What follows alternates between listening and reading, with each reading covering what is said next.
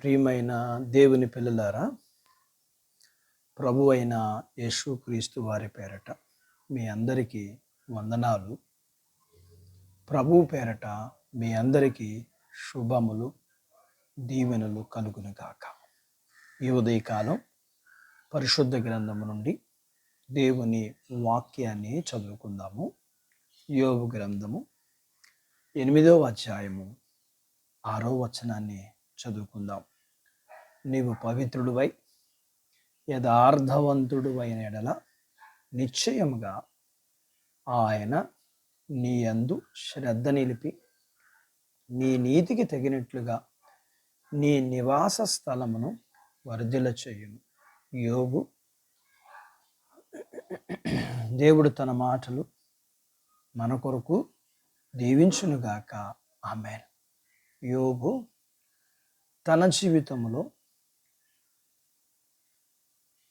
శ్రమలు కలిగి ఉన్నప్పుడు యోబు స్నేహితుడు మాట్లాడుచున్న మాటలో మనము విన్నాము.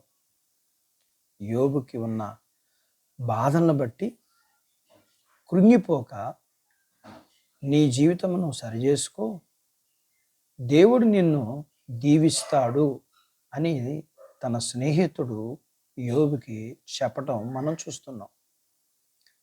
దేవునిలో జాగ్రత్తగా నడుచుకో, దేవుని దగ్గర ప్రార్థించు, నీ పాపము కొరకు పశ్చాత్తాపడి తిరిగి నీ జీవితంలో పరిశుద్ధతను కలిగి జీవించు అని చెప్తున్నాడు.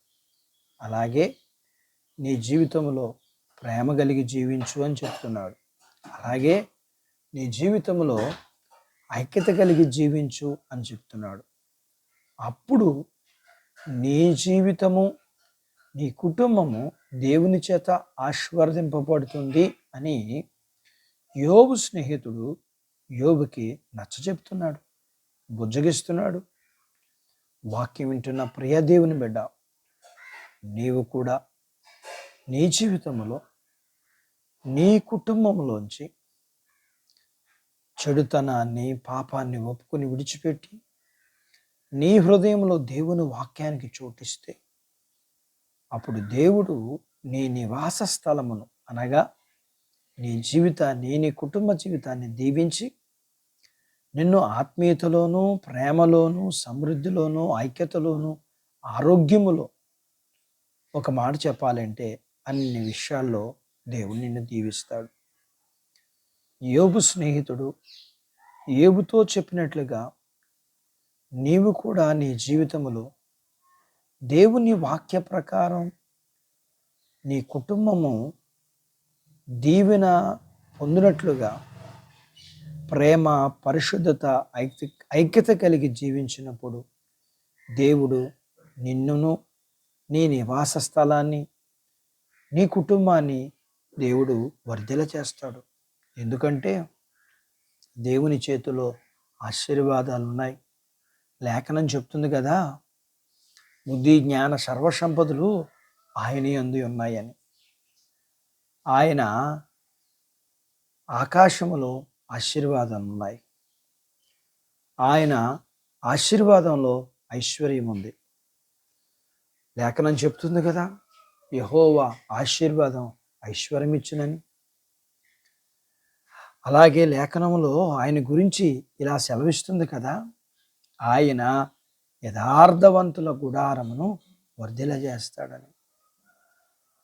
ఆయన యథార్థవంతులకు తన ముఖదర్శనాన్ని అనుగ్రహిస్తాడని.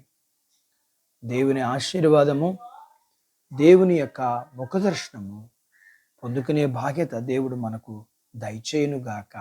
ఆమేన్. దేవుడు తన మాటలు మన కొరకు దీవించునుగాక. ఆమేన్. ప్రార్థించుకుందాం.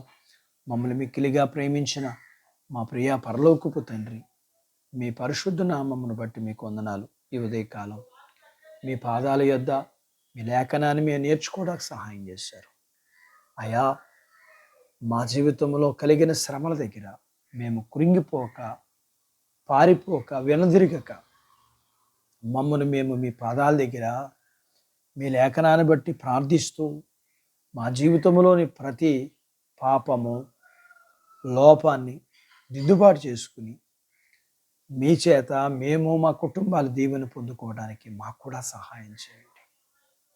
మేము మీకు దర్శనాన్ని చూడగలిగిన బాధ్యత, మీ ఆశీర్వాదాలు పొందుకుని అనేకులకి ఆశీర్వాదకరంగా ఉండే బాధ్యత మీరు మాకు ఇమ్మని ప్రియ ప్రభువా, వాక్యం విని నాతో పాటు ఏకీభవిస్తున్న ఈ పిల్లల కొరకు ప్రార్థన చేస్తూ వీరి కుటుంబాన్ని మీరు కలిగినంతటిని దీవించమని, చిన్న బిడ్డలను, యవనస్తులను, వృద్ధులను, స్త్రీ పురుషులు వీరి చదువులు, ఆరోగ్యాలు, ఉద్యోగాలు, పొలాలు, పశువులను దీవించమని, వివాహాలు కాని వారికి వివాహాలు, గర్భఫలం లేని వారికి గర్భఫలం, గర్భఫలం కలిగిన వారికి ప్రసూతి అయిన వారికి ఆరోగ్యం ఇమ్మని, మీ పిల్లల ప్రతి అవసరతలను మీ కృపలో తీర్చి మీ పిల్లలని వారికి కలిగినంతటిని దీవించి ఆశీర్వదించమని యేసు ప్రభు వారి పేరట స్తుతించి ప్రార్థించి అడిగినవన్నీ పొందుకుని ఉన్నాము తండ్రి.